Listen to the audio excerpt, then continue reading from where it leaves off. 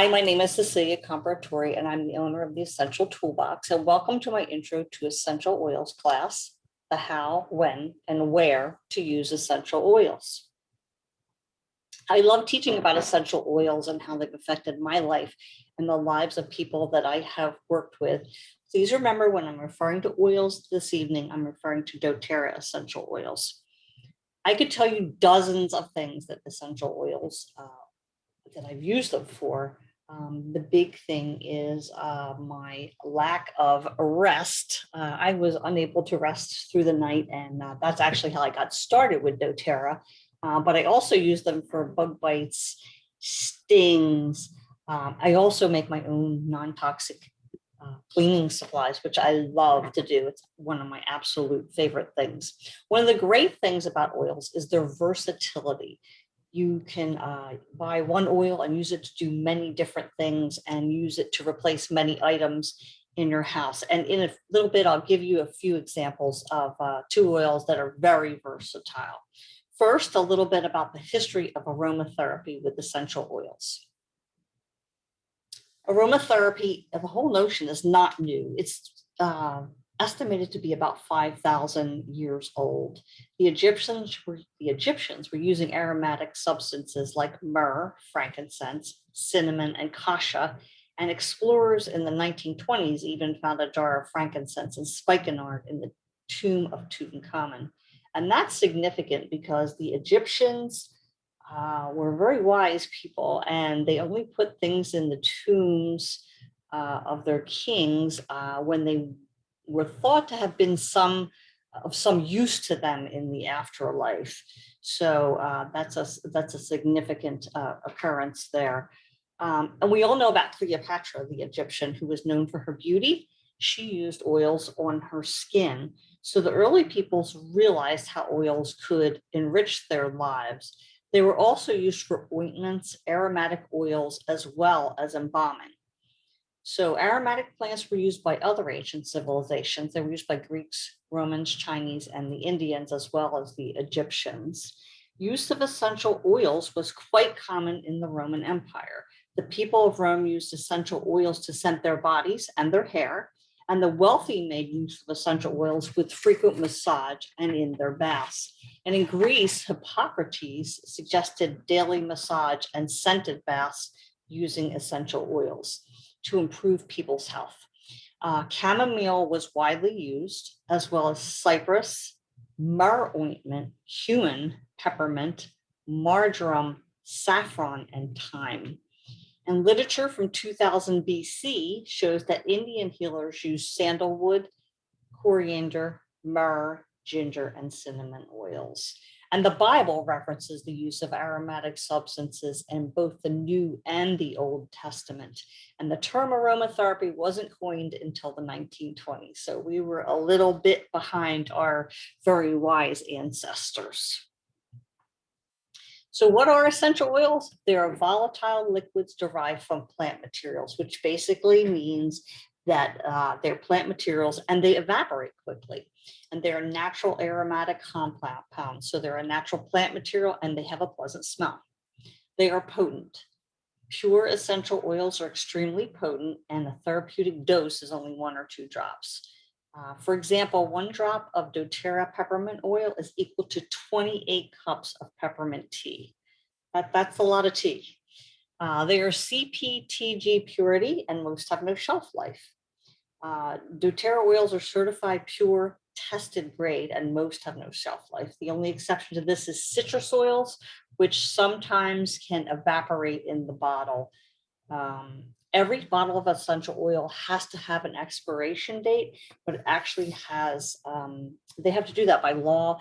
The oils actually last a lot longer than the expiration on the date on the bottle. They have a longer shelf life. I've had some oils that I've had for over 2 years past the expiration date, and they're absolutely fine. And I use them. But doTERRA's commitment to purity calls for over 50 tests on each bottle for adulteration and contamination of the oil. If you buy a bottle of essential oil, you can actually look the bottle up on a website that's called sourcetoyou.com. And if you go on there, it actually shows you the testing that doTERRA does on it and the results. And there is a short little video on there that shows you what the test results mean and how they did the test. If a product is supposed to have, say, 75% of a certain chemical constituent, and it only falls at 74.5 during their testing, that batch is rejected. They do not use it. So why use essential oils? They are plant-based with no added chemicals. They can be used safely by children, adults of all ages, and animals with the proper dilutions. There's actually dilution charts that you refer to when you're making these for children and adults, and actually for animals as well. And animals, it varies quite a bit because, you know, a horse and a bird wouldn't be the same dilution for those. So they have an unmatched versatility. So one oil can be used for many purposes. They generate a quick response via the olfactory bulb, and that's 22 seconds for a smell to get from your nose to your brain. Other methods of use may take longer to get results from. They are immediately available and convenient and easy to use.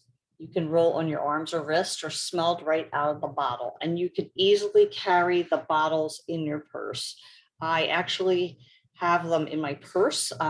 I have them in a box in a drawer in my office, just in case I need them there. And of course, I have them in my home as well, in my kitchen and in my bathroom. They are effective and they are affordable. I once had a lady say to me when I related to her about my lack of resting through the night, she said, but oils are so expensive. And so I explained to her that, you know, if you have a 15 milliliter bottle of oil, it's 250 drops. So in a therapeutic dose being 1 to 2 drops, you know, that's a lot of uses. But I quickly figured out how much it cost me to make my little roller ball that I use to rest through the night. And I figured out the cost of the roller bottle with some shipping, the oil drops, the fractionated coconut oil that I used it. And I figured out it cost me 16.9 cents a night. Actually, for me, that was very affordable. You can also share them with people. You know, find a friend that you know is interested in them also, and you can order oils of similar interest and share the bottles. So that's another way that you can do it and still get oils in your home. So when to use essential oils? This is a very short list of what they can do, but I tried to pick out some important ones maybe that were of interest to people. You can use them for a mood booster when you're feeling down, stuck, or filled with despair. You can use them as a support for sleep, as I did, for discomfort, anxious or stressful feelings, needing to let go, skin issues, like lavender comes to mind when I think of skin issues, scattered thoughts, natural, non-toxic cleaning products, easy to make, and they're actually quite cost effective and earth friendly. Bug repellent, lack of motivation. I use a blend that doTERRA has. It's called Motivate when I eat lunch time. I eat lunch at lunchtime and I may or may not want to go back to work. So I use that and it actually works pretty well. Suffering a personal loss, I've used oils for that. And it has helped quite a bit. And cooling off and that would be whether it's the heat of the summer or a warm personal moment. I think of peppermint oil when I think of cooling off. It's easy to make a little misting spray bottle with peppermint oil and spray it on. I just did an event not too long ago and it was really warm out. And part of the day I was in the sun. And so I had my continuous misting bottle with me with peppermint oil and I used it. And I used it for my neighbors as well. So essential oils can be used 3 different ways. They can be used aromatically, topically, or internally. Aromatically in a diffuser, you can smell them right out of the bottle. You can put a few drops in your hands and cup your hands over your nose and breathe deeply for about 30 seconds. Or you can simply make a small room spray. Remember that by smelling the oils, the scent goes right to the limbic system of your brain through the olfactory bulb above the bridge of your nose. The limbic system is linked to emotions and memories, just to mention a few things. So inhaling can have a powerful effect on your body all in under 30 seconds. And if you've ever been to the dentist and had laughing gas, they put the mask over your face and you breathe in those synthetic gases, and that scent goes to your olfactory bulb, which sends signals to your brain, and the brain sends signals to the rest of your body to relax. And before you know it, you don't care who's in your mouth. Well, the same mechanism applies to the inhalation of essential oils. It uses the same pathways. So another way to use oils aromatically is to put a few drops on the floor of the shower out of the direct stream of water. And you could use peppermint for that, for releasing head tension or to boost energy, or you could use lavender for a calming effect. I have a baby food jar at work, and this is my version of aromatic use. I have a baby food jar at work, and it has a cotton ball in it, and I put rosemary on the cotton ball, and I use that several times a day. I open that up and I inhale it to kind of keep my head clear. And if I feel that the smell is waning, then I take the cotton ball out, I put another one in, put some more rosemary on. It's that simple. So yeah, and I use that daily. It's a wonderful thing. Topical use is done with mixing essential oils with a carrier oil. I like to use fractionated coconut oil because to me it is a lot less greasy than the other carrier oils, and it also spreads quite easily. And you would use this to target specific areas of your body. I personally use for discomfort on my neck and my shoulders twice daily. I use doTERRA's Deep Blue, and then I have a blend that I've made of oils, and I use those twice daily, and they help a lot. Topical use is perfect for babies. You can put it on the bottom of their feet. And the same with elderly people. You can use it on the bottom of their feet where maybe they're sensitive to smell. And so you could put it on their feet, socks, they won't even know it's on. Internally, not all oils are created equally, and nor are all oils okay to ingest. So essential oils are not regulated. So basically companies can write anything on the label. They can put pure, organic, natural, and then they can turn around and put anything in the bottle that they want to. And that's unfortunate. And sometimes, it's alcohol and formaldehyde, water, maybe some things that aren't safe to be ingested. So you have to be really careful when you're picking out your oils. Oils can be dropped under the tongue or put into water, or you can take an empty veggie capsule and fill them with the oils and take the capsules. I use a lot of water in my oils for a number of reasons. I'm trying to boost my intake of water, and water's kind of boring tasting. So I use the citrus oils to help flavor it and make it taste better. And there's a lot of them available, so you have a variety of flavors. Another one that I like to use a lot of is fennel. I love licorice, and the taste of fennel is totally amazing. It's great diffusing also, but I love the taste. Empty veggie capsules. Veggie capsules are if you've ever purchased a supplement and it's in a capsule and you pull it apart and the supplement contents fall out, that's a veggie capsule. It's basically an empty capsule, and you could take essential oil drops and drop them in there and take them that way. And I do know some people, including myself, especially if I have a lot of head tension, I will use essential oils sublingually under my tongue. They go to work quickly and provide me with some much needed relief. So how can you tell if you can safely ingest an oil? This is how you can with doTERRA.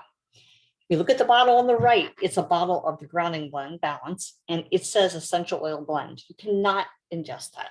If you look at the bottle in the middle, it's eucalyptus, essential, it says essential oil on it. No, you cannot ingest that. And if you look at the bottle on the left, it's a bottle of frankincense, and it says essential oil supplement, and underneath of it, it says supplement fact. That means that you can use it safely internally. So it's okay for you to ingest. So that's how you tell that. Now, the next two slides peptides are examples of versatility in an oil. And the first one is lavender. So lavender is called the Swiss Army knife of oils, and for a very good reason. It has tons of uses. And I just picked a few of them out that I thought might be of help to people. It can be used as a skin soother. It's very calming. It can be used for seasonal support, insect issues. I've actually used lavender twice for some pretty not good insect issues that I had, one of which was with a bunch of yellow jackets, and I used lavender with, and another one was an unknown something biting me that made me itch and sting like crazy, and I used lavender. You can use it for support for stressful feelings and for sleep support like I did. With lavender, I always try to tell people, think of anything skin with lavender.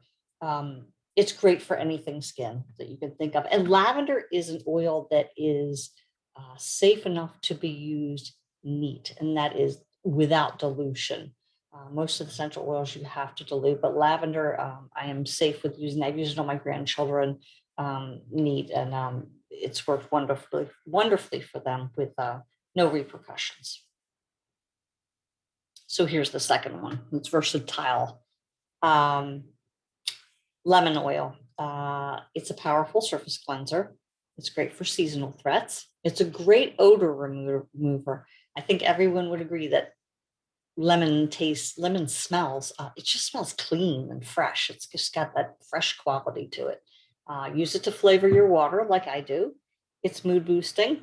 That's the good thing about using it in your water. It's hard to be cranky when you're drinking it because it's a mood booster.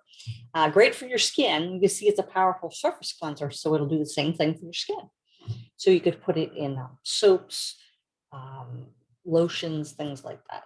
And it's also a non-toxic label remover, and it works very, very well. Did you know that it takes approximately 45 lemons to produce a 15 milliliter bottle of doTERRA lemon essential oil?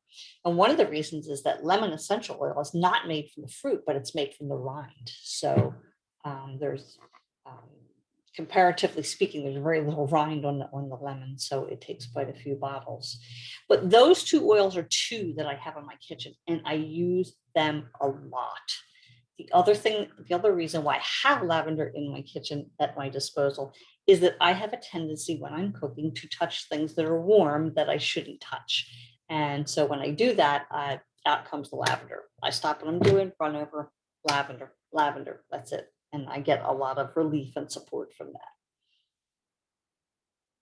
So here's a soft scrub cleanser that you can make, a non-toxic soft scrub cleanser that you can make to use, and it's 5 ingredients, one of which is water, baking soda, unscented liquid castile soap. I use Dr. Bronner's, the baby unscented. It's the best, the cleanest that there is. Water, vinegar, and lemon essential oil, 5 to 10 drops. So basically you just combine the baking soda and castile soap in a bowl, and you add the water and start. I use a glass bowl or a metal bowl to do this with. I add the vinegar and the essential oils, and then you get a soft paste like soft scrub, and you apply it and you let it sit for 5 to 10 minutes, and then you scrub it off. I like to rinse mine off with water. I wipe it off with a wet, clean cloth. This makes enough for 2 to 4 applications, and you make it in small batches and store it in an airtight container. But just remember, the container, I prefer to use glass or metal. Myself, glass is my favorite. I am not a plastic lover. Essential oils do not do well with plastic. The only thing that you can store them in is a #1 plastic. Now, my only caveat about this is that do a test patch before you actually do your entire sink or countertop. With all the different consistencies and types of man-made versus natural things that we have nowadays in our kitchens and bathrooms, it's just best to err on the side of caution and test a patch before you actually use it. This is a spray recipe. Super easy to make. It's 12 drops of peppermint, 12 drops of wintergreen. And you just add the oils to a 2-ounce spray bottle, and then you fill it with distilled water and shake it before using. We use distilled water because it's inert water. It's basically had everything removed from it. So you won't get that, the floaters in it that you would if you used your regular tap water.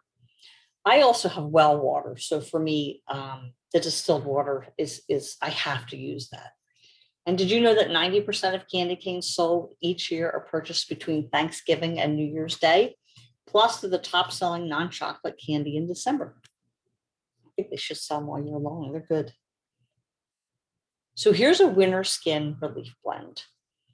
It is using a 10 milliliter roller ball, and you take 5 drops of tea tree, 5 drops of rosemary, 5 drops of frankincense, and 5 drops of lavender, and you put the oils in the bottle. Then you fill the remainder with carrier oil. You put the roller top on, put the lid on, and shake it up. And these are small enough that you can carry in your purse with you so that when you need them throughout the day, you can use them. And you can use them for areas that are an issue, or you can just use them for prevention. This is a diffuser blend that's an oh, goodness gracious, immune booster. It's 4 drops of On Guard, 2 drops of arborvitae, 1 drop of peppermint. And we would put those in the diffuser, add the water, and diffuse that throughout the day. With all the happenings, you could actually use On Guard by itself. If you notice, it's called the protective blend, and it's a great immune booster. With the things that have been happening in the world the past 15 months, I was quite lucky before all this happened to have been doing events. And so I had a huge supply of On Guard, and I burned it constantly in my diffusers, hand sprays, mask sprays, all of the above. This is a stuffy nose blend. And again, you're going to use a roller ball, and you're going to apply it over your sinuses, above your eyebrows, and under your nose.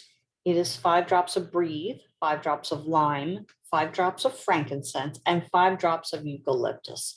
And again, it's that 10 milliliter roller with the carrier oil. And you can make smaller versions of these also. They do have 5 milliliter rollers with little roller tops on them. If you just want to try it out, or if you don't think you're going to need it that long, you can use a smaller one and use less oil and carrier essential oil and carrier oils to save your stash. So this is from the Mental and Emotional Health series. This is actually one of my favorites. You add a drop of peppermint oil to 4 ounces of water. You swish and gargle the peppermint rinse after lunch for an afternoon boost in optimism and a respite from heaviness. I love the taste of peppermint in my mouth. It makes you feel like you're alive. I feel like it stimulates my airways, and it just makes you feel alive. I just love it. And here's a versatility. Fresh breath after lunch. There you go. This is a holiday detox blend. It's 15 drops of juniper berry and 15 drops of lemon. And again, 10 milliliter roller ball with carrier oil. And you can use this anytime you've actually eaten too much or eaten too much of the wrong thing. I have an issue with hot things, and so for me, this is a good thing. And you'd use this 1 to 2 times a day by rolling it on the bottoms of your feet, or you can roll it down your spine and on your stomach.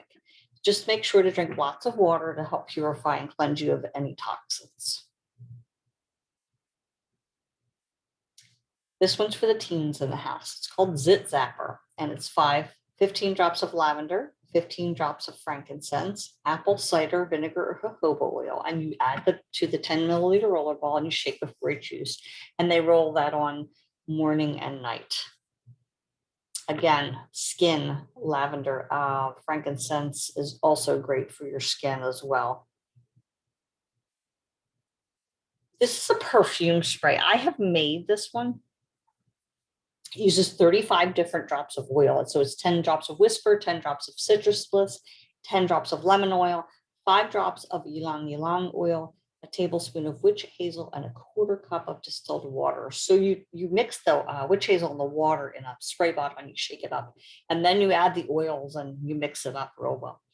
And you can use it to mist the scent over your body or clothes. And you just have to shake it up before you use it. The shelf life is approximately 1 to 2 weeks. So you can keep it refrigerated to extend the shelf life. I had mine for about 4 weeks. It was in the refrigerator. Fortunately, my refrigerator is on the way out my door, so it was convenient. But you can use this to the same different ratios of oils and just use other oils, and you can invent your own smells and scents for whatever season or whatever smell you like. And this is a winter spray recipe. It's 15 drops of cedar wood, 6 drops of patchouli, 4 drops of cinnamon bark. And again, you would add these to a 2-ounce spray bottle, and you would fill with distilled water and shake before using. And you could spray this on your pillowcase, your sheets, your jammies, and it would provide you with some very nice sleep support. And that's my presentation.